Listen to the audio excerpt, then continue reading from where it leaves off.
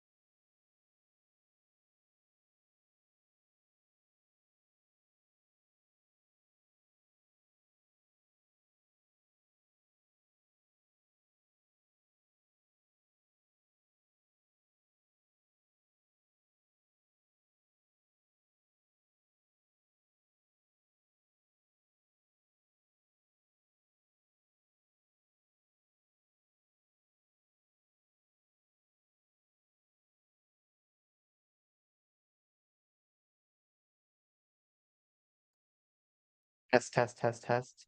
Test, test, There we test. go. We now can be heard, apparently. I'm not Okay, sure so how clear it is, but that's all. you guys hear us clearly? Right. Is it clear? Okay, Excellent. good. Excellent. Okay, Sorry so about that. We apologize for the inconvenience and the delay.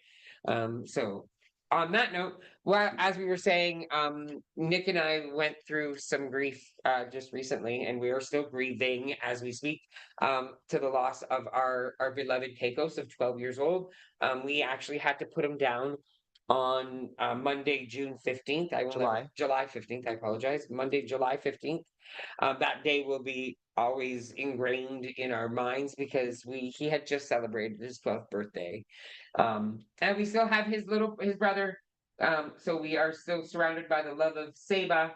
But it's funny because as I was mentioning earlier, when we grieve, we a lot of times think we need to do it on our own and we shouldn't talk about it to others, and that it should be something that's done privately and so on and so forth. And I'm not saying that that's not a way of doing it, but there's multiple ways of grieving, and we thought tonight would be a great topic, since this is what we're currently going through. This is something that is real to us right now.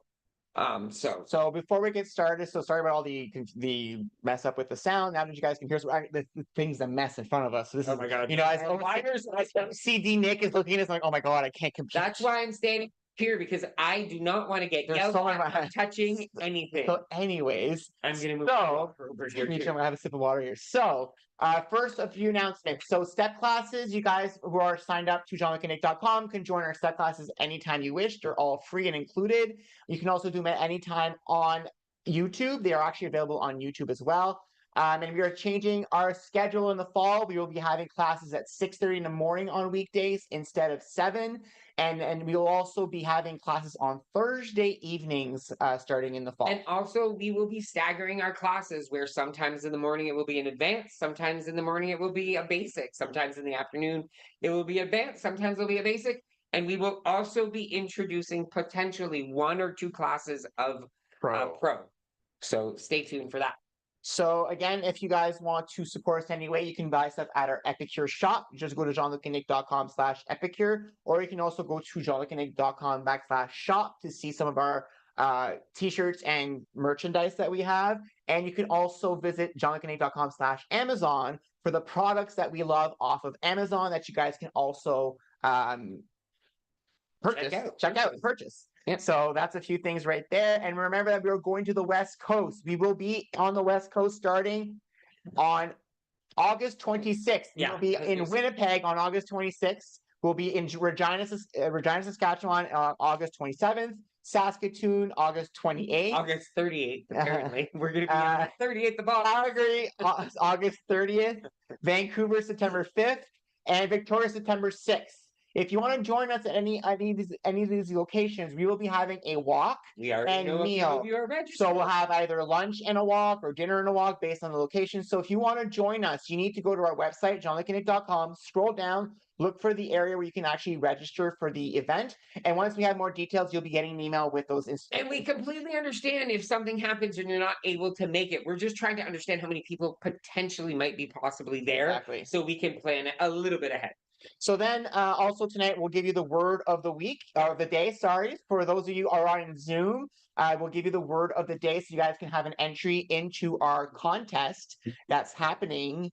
Give me 1 second. Into our contest that's happening this summer, ends August 31st. We will be giving away maybe 1 or 2 prize packs with products that we love. So there could be socks in there from Floor Play Socks. Maybe a t-shirt. Maybe a t-shirt. Maybe some Epicure in there. Maybe a mixer. Yeah, maybe a blender. Like, you know. Something. Just saying. So no, Victoria is on September 6th. Isn't that what I said? I don't know if you answered. Yeah, I said September 6th. So Vancouver September 5th, Victoria September 6th. Yes. So next after that is Kickstart. Yes. So for those of you who are new, who have not heard about this yet, Kickstart is something new that we are offering this September. And it's basically motivation. Yeah, it's motivation. We need to be motivated. So what else are we going to do? We're going to ask you guys to motivate us, and we're going to motivate you in return. We all know, I think... We know what to do. I think all of us have done this. January, we know what to do. We know what to do to lose weight, and we start, but by maybe the 4th week, we lose motivation. And so we're hoping by doing this together for 6 weeks, maybe we'll help you guys, motivate you guys to do your 10 commitments for 6 weeks. And then after 6 weeks, one of those commitments might become a habit. And then therefore, you'll maybe want to create new commitments at that point. And sometimes you might have to change up the commitment that you're making. And again, when we're talking about commitments, if it's something you already do, it shouldn't be on your list. But if it's something you already do, but you don't do all the time, maybe you want to say, I want to do it more. Exactly. It could be as easy as every day I wake up, look in the mirror, and tell myself I am beautiful, I am great, I am amazing. And I'm going to record myself doing it so I have actual proof of doing it. That's a commitment right there. Commitment right there. It can be anything you want. It does not have to be weight related. No, it can be financial. Why not? I commit to putting $5 a day into an envelope in my room to save up this money for six weeks. It can be anything you are trying to achieve. We're just going to be here to help support you. And how are we going to be able to keep track of these commitments? Well, Jean-Luc is going to be building a tracker for all of you. We'll have a tracker. It will be a 6-week tracker, which will have the commitment tracker, as well as a regular tracker for those of you who are doing wellness or different weight loss journeys. And keep in mind, you could do a daily. It could be something that you need to do daily. Maybe it's a commitment that you just need to do weekly. I talked to Nick earlier today, and I said, you know what I want to commit to? I'd love for us to take one night a week where there's no TV and we actually sit down and play a game. We have so many games in this house. Why do we always have to sit in front of a TV? And we thought, why don't we go live and play a game in front of all of you, and you guys could watch us play a game? Something silly as that. Yeah. But so find something that you've always wanted to achieve and try to make it work within 6 weeks and then maybe keep going forever. And so there'll be more information coming about this as we get closer to the fall. There'll be a start date.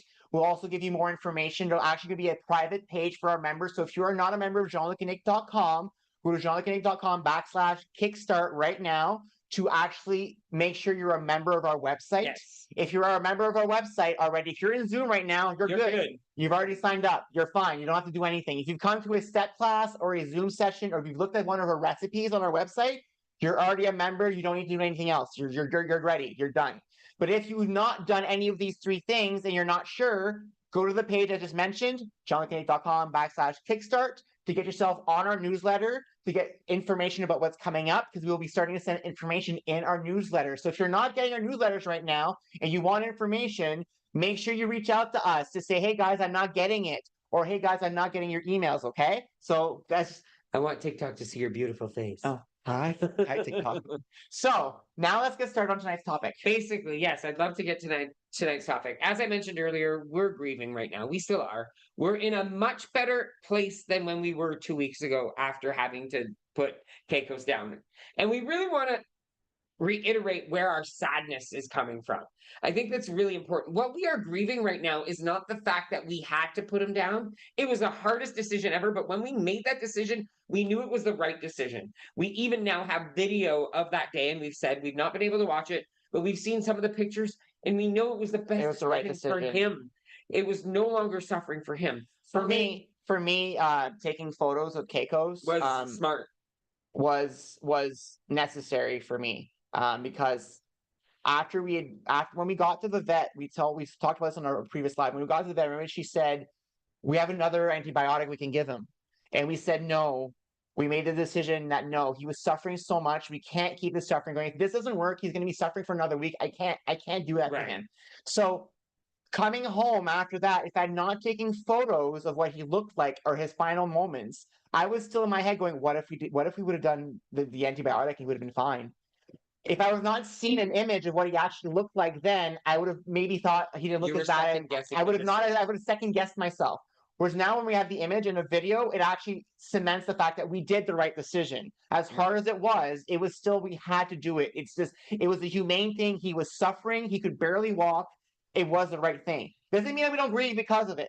No, definitely. But the biggest part of our grief is what I was mentioning is the fact that we just miss him. Yeah. And that's where a lot of times the grief sets in. It's not because they're gone, so you don't see them. And sometimes you see them without even realizing that they're actually not there anymore, or you expect to see them. So understanding what grief is. So grief is something that happens when you have to adapt to the fact that someone you love or something you loved is gone, and you're now carrying an absence. There's something missing that's been with you. And grief is not just, related to things that are people. I mean, people, animals. It's also related to people in Jasper right now. Oh, definitely. Losing your home. Loss in any shape or form will have you go through grief. And you have to also relate that you might not have direct grief, but you might be grieving because other people are suffering.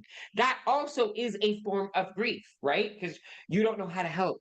You're not sure what to do. So that also it is part of that whole idea of what grief is. But grief not only has physical and emotional impacts on all of us. First of all, health, right? Number one thing that grief does. There's research that's been shown that grief changes your immune system. It automatically goes to your atomic nervous system, your cardiovascular system. It makes changes to your body. All emotions do that, right? The physical symptoms of actual being griefful don't work. That's not working right now. Sorry, my mouse is not working. Some of the symptoms are, physical symptoms as much as body aches and pains. So sometimes you don't even realize that a headache, your joints hurting, your back hurting can all be related because you are in this state of grief. So why do we grieve though? Why? What is it that makes our bodies automatically go through this? It's an individual experience, first of all, because everybody don't let anybody ever tell you it differently. Don't let anybody ever tell you, oh, why aren't you over that yet? Yeah. Or Oh wow, it's been 20 years and you're still not No, over that? No, it doesn't matter how long it's happened, when it's happened. Grief is in the eye of the beholder. Do not let anyone else dictate your grief to you. right, definitely. And your mourning, the time it takes you to mourn something, honestly, does not matter. The most important thing is that it's therapeutic to actually It's reminisce happening. about it. It's happening, And right? it's therapeutic to actually go through the grieving process in order for your body to realize that, you know what, I can keep going. Because automatically you do end up in that process. Most of us can keep surviving and living and thriving because whatever we have lost or whoever we have lost would want that for us ourselves. So, um, there's also like different types of physical manifestations that happen, and it's important that you honestly recognize those things. So again, recognizing the headaches, recognizing if you're trying to avoid talking about it, don't avoid it. Find someone that you feel comfortable and talk about it. Nick, at one point when he was going through the videos, he's like, "I can't believe I have to stop." And I was like, "No, hon, no, you don't. You actually have to go through the happy videos to remember the happy times because those are still memories that you want to hold on to. Those are the things you want to remember on a daily basis. The smile he put on our face, the way he made us feel when he meowed and when he gave me hugs. Like, those are the things that make you want to keep going." Yeah. There are many stages of grief, and I'm pretty sure I went through every single one in the last week. So I'm actually going to talk to you guys how how these showed up in myself as we were going through them. So the first thing is always shock and denial. You don't believe it's happened. It's Yeah. always the first thing. Like when it came last Monday after No, we 2 Mondays ago. that 2 Mondays ago when we came home, I was like, what just happened? Yeah. Like even Did the it really we happen? went to bed and the next morning I woke up like, oh right, he's gone. Yeah. Like it's almost like that day was a dream, and I've been very honest about the first 2 days after Jean-Luc, after I don't see that after Caicos passed away. I was in a comatose state. I literally was sitting on the couch, staring into blankness, or in bed, staring into distance, crying constantly. I could not stop crying, and I could just not. I couldn't do anything. I was just And even as much as we have mentioned it in the past, we had said, one day we might not have him around. It doesn't prepare matter. you for It it. doesn't prepare you for it. You just have to learn, you just have to almost accept it. Yeah. Unfortunately, it's one of the hardest things to do. But after this whole shock and denial, a lot of time, what comes next is pain and guilt. And Nick had tremendous guilt. And still to this day, he I still does. feel guilty. He still feels guilty. And there's nothing wrong with him feeling guilty. And I've told him that myself, saying, you know what? The guilt you feel, you need to feel that guilt because that's who you are as a person. But know that I'm not putting that guilt towards you, No, right? And he no. knows that the decision. And at the beginning, like we went through like this was when I was going through this stage of guilt and pain.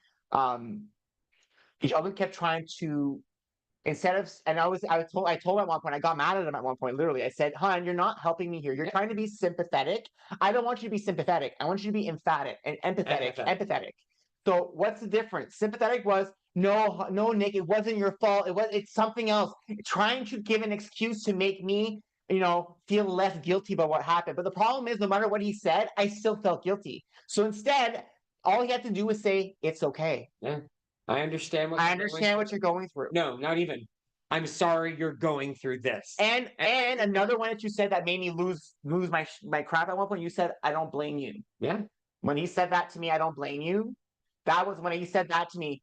That all these things were things that I was feeling because I was blaming myself so much about what happened that him trying to say, "No, it's not your fault," doesn't change the fact that I still thought it was my fault. But when he says, "I don't blame you," or he hugs me and tells me that it's okay, it helped me to kind of get through that stage. I would think I was in the stage that I'm still somewhat. I said, I was so afraid when you just said that. I was like, when I said I don't blame you, I didn't want to upset you, but I was like, okay, now I realize it didn't upset you. It made you feel okay. Yeah. Yeah, definitely. I want him to realize that I did not hold him responsible for whatever happened. In my eyes, in my opinion, there's a lot of times things happen in our lives that we have no control over. And for everyone wondering why I blame myself is because I think Caicos got sick because of something I did. I cleaned the shower with a chemical cleaner, and normally I wash it all and I leave. This time I had to go do something, so I sprayed the shower. I got called to do something, and then I closed the shower door. But when I came back, I didn't realize the shower door had been open. So probably Caicos got in, stepped in the chemicals, and got his nose in it because that's where all the infections were starting, and we couldn't get it. We couldn't get the infections to go away. We never caught it quickly enough, and it got so bad that it was spread to everywhere on his body, and so.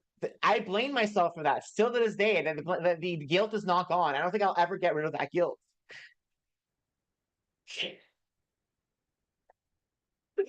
But the guilt is there, but the guilt is not as predominant as it has been. And we know that no matter what, we could not keep this kitty alive any longer, right? We had to make the best choice for him and for us, because you know what? The longer you keep someone, unfortunately with people, it makes it a little bit more difficult because it's not like we have the choice. But when it comes to animals, we make the decision as to when we want to let them go a lot of times, right? And so it was smart for not only the Caicos, but for us as well, because we could not handle the stress and the pressures that were also being added on to our daily lives. Which brings us to the next stage, with his anger and bargaining. So I was angry at myself. Yeah. There's a reason why I went to the doctors. Which is stage 4 depression. I realized last week, 2 weeks ago, after it happened, that I was heading in a very dark space again. And so I decided to go to the doctors because I knew that I couldn't stay there. I couldn't feel like this anymore. And so I was put on nighttime sleeping pills that also help with depression. And I can say that since that started, I've been so happy again. I feel like myself again. I feel like doing work. Like before we left for the vacation, I didn't feel like doing anything. Yeah. I didn't have any ideas. I was like, I didn't really want to do, like, we didn't do step.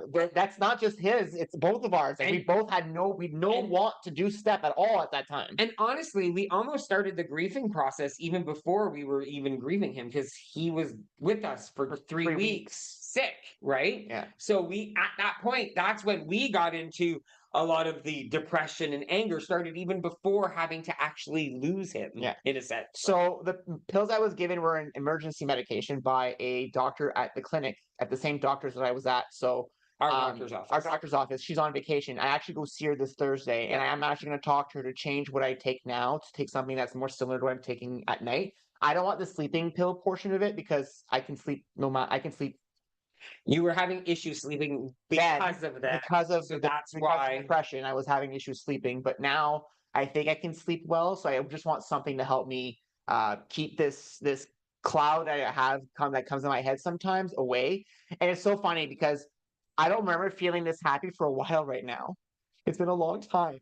So 2024 has been tough. It's been a rough year for both. It's been a rough year, and I don't think I've been this happy till now. And it's funny because I was talking to my mom last night, telling her, like, normally after a vacation, I get depressed. Mm-hmm. I crash because the adrenaline, the anxiety and the adrenaline, I just lose it, and I just get depressed. And he comes home sick. And I get sick. I'm still not sick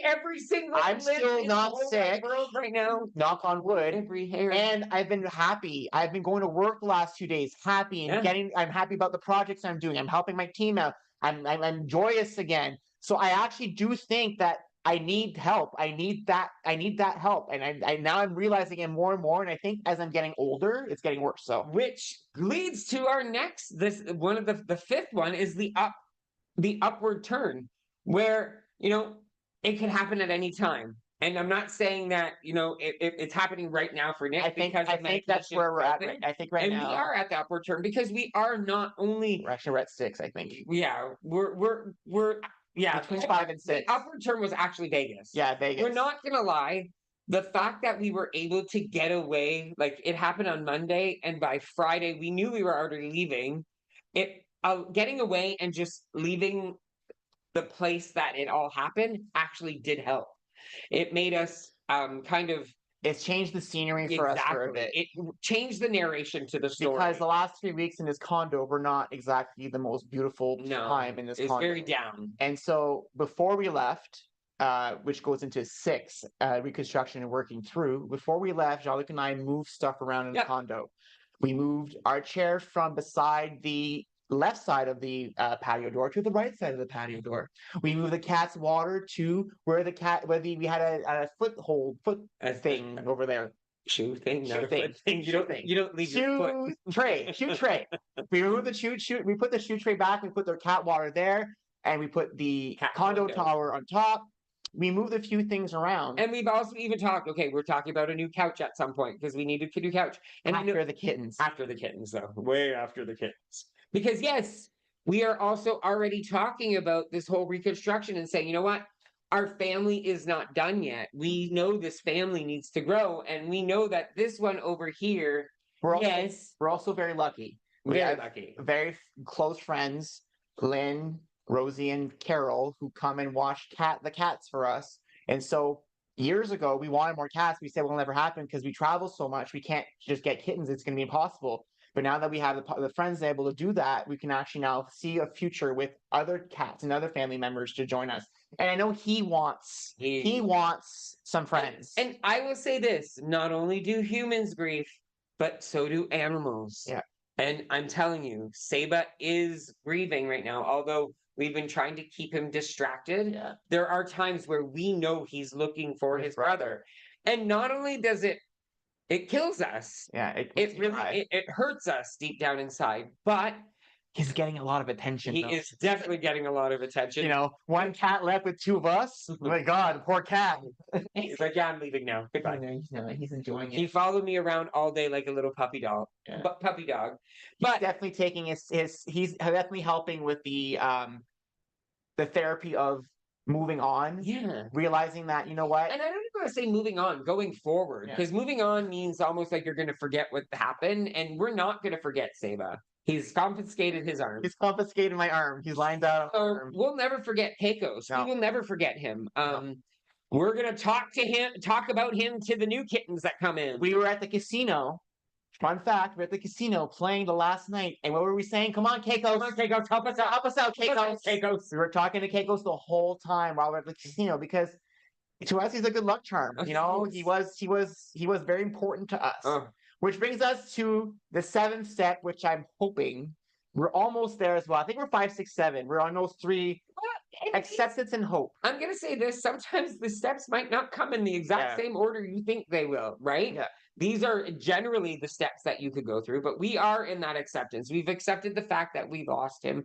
We've accepted the fact that it was a decision we had to make. It was the best decision we made for him. Yeah. But then we know what was even odder is that when we were in Vegas, and we didn't mention this, but our friend also lost her cat almost a week to the day. And they were boyfriend. They were boyfriend girlfriend. We had always said Caicos and Layla were dating, even though they never met. And they never met. They were long distance daters. Yeah. And so she reached out. I reached out to her. I reached out to Lisa, and I said, "I'm so sorry, Lisa. I know exactly what you're going through right now because we had just happened." And she even looked at me. She goes, "I feel so bad because I keep watching all these videos and I'm crying again." And I told her, watch them as many times as you need to, because if that is what's going to make you feel better. It helped us. It helped us. I'll be honest. One of the grieving things that I couldn't read comments that you guys said. I still don't think I've read all of them. I think I had to go back, and I was banned at one point from Facebook for trying to like all your comments. I just gave up. But I couldn't read everything because every time I would read it, I would start crying. So, but posting the videos of Keiko, especially those moments that we never really got to show you guys, like when he was always on my belly.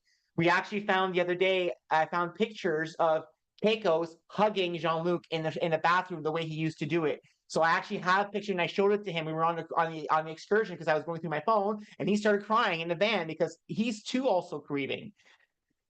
And that's the thing about all this. It's not about doing it in a certain time frame. It's not about doing it in there's no deadline for grief.